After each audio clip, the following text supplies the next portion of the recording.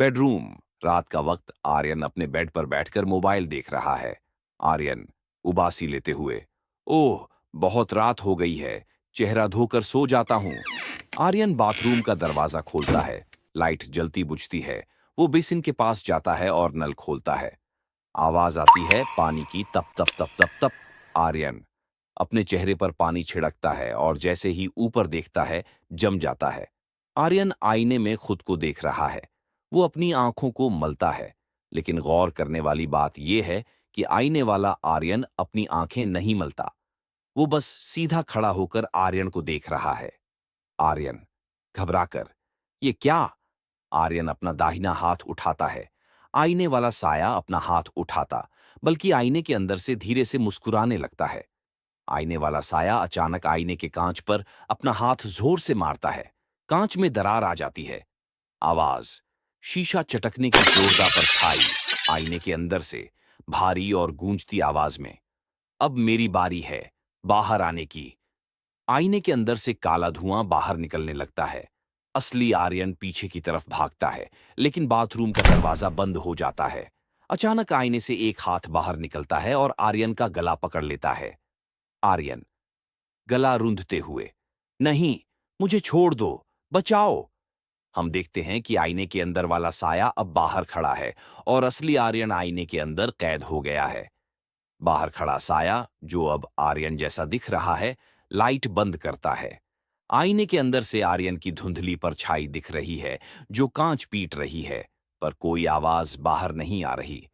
साया ठंडी आवाज में, शुभ रात्रि। बाथरूम का दरवाजा धीरे से खुलता है। साया बाहर आता है। उसके चलने का अंदाज असली आर्यन से थोड़ा अलग है, ज्यादा सधा हुआ और डरावना। कमरे में सन्नाटा है। कमरे को गौर से देखता है, जैसे किसी नई जमीन पर कब्जा किया हो। वो आर्यन के बेड पर बैठता है और उसके मोबाइल को हाथ में लेता है। तभी मोबाइल की स्क्रीन जलती है। आर्यन की माँ का कॉल आ रहा है। माँ। साया हल्का सा मुस्कुराता है। वो फोन उठाता है, लेकिन कुछ बोलता नहीं। माँ। आर्यन बेटा, सो गए क्या? बस ये पूछने के लिए फोन किया कि कल सुबह जल्दी उठना है। अलार्म लगा लिया ना? साया आर्यन की आवाज में, हाँ माँ, लगा लिया है, आप सो जाओ। माँ की आवाज, तेरी आवाज को क्या हुआ? थोड़ी भारी लग रही है। साया, कुछ नहीं माँ, बस गला थोड़ा सा खराब है, शुभ रात्रि। वो फोन काट देता है और उसे जोर से जमीन पर पटक देता है। फोन का कांच भी वैसे ही चटक जाता है जैसे बाथरूम का आईना चटका था। असली आर्यन एक धुंधली भूरी और ठंडी दुनिया में फंसा हुआ है। यहाँ सब कुछ उल्टा है। वो आईने की दीवार को जोर जोर से पीट रहा है, लेकिन बाहर कोई आवाज नहीं जा रही। उसे बाहर साया साफ दिख रहा है। आर्यन चिल्लाते हुए, आवाज दबी हुई, खोलो, मुझे बाहर निकालो, कोई है? अचानक आईने के अंदर की परछाइयां हिलने लगती हैं। दीवार के कोनों से काले हाथ निकलने लगते हैं और आर्यन की ओर बढ़ने लगते हैं। उसे समझ आता है कि वो अकेला नहीं है, वहां और भी कई लोग कैद हैं जो अपनी पहचान खो चुके हैं। सुबह हो गई है।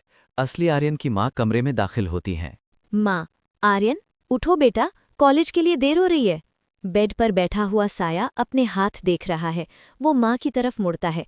उसकी आंखों में एक अजीब सी चमक है। साया मुस्कुराते हुए, गुड मॉर्निंग माँ, आज मुझे बहुत अच्छा महसूस हो रहा है। माँ उसे अजीब नजरों से देखती है, जैसे उन्हें कुछ महसूस हुआ हो, पर वो नज़रअंदाज कर देती हैं। चलो ठीक है, जल्दी तैयार हो जाओ, मैं नाश्ता लगाती हूँ। जैसे ही माँ कमरे से बाहर जाती है, साया बाथरूम के आईने के सामने जाकर खड़ा हो जाता है। आईने के अंदर असली आर्यन बेदम होकर नीचे गिर चुका है। साया आईने पर अपनी उंगली से एक निशान बनाता है, एक क्रॉस का। साया फुसफुसाते हुए, अगला कौन? आर्यन अंदर कैद है। साया कॉलेज जाता है। साया कॉरिडोर में चल रहा है। उसके चलने की गति एकदम स्थिर है। वो पलके नहीं झपकता। साया मन में, हवा, धूप, ये सब कितना अजीब है, लेकिन ये शरीर अब मेरा है। तभी आर्यन का सबसे अच्छा दोस्त कबीर पीछे से आता है और उसके कंधे पर हाथ रखता है। साया बिजली की गति से कबीर का हाथ पकड़कर मरोड़ देता है।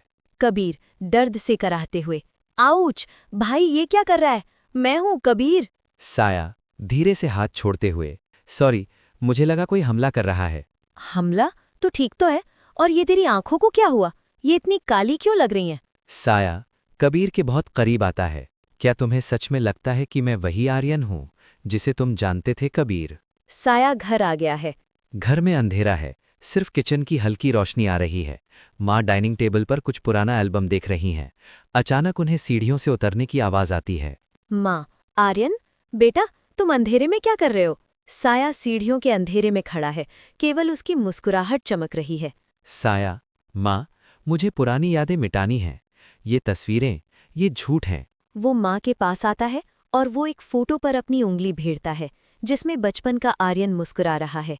साया की छूते ही फोटो का रंग जलने जैसा काला पड़ने लगता है।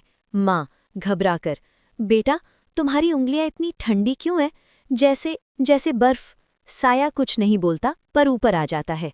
आईना अभी भी चटका हुआ है, लेकिन उस पर बना क्रॉस यानी एक्स अब लाल रंग में चमक रहा है। असली आर्यन अब बहुत कमजोर दिख रहा है।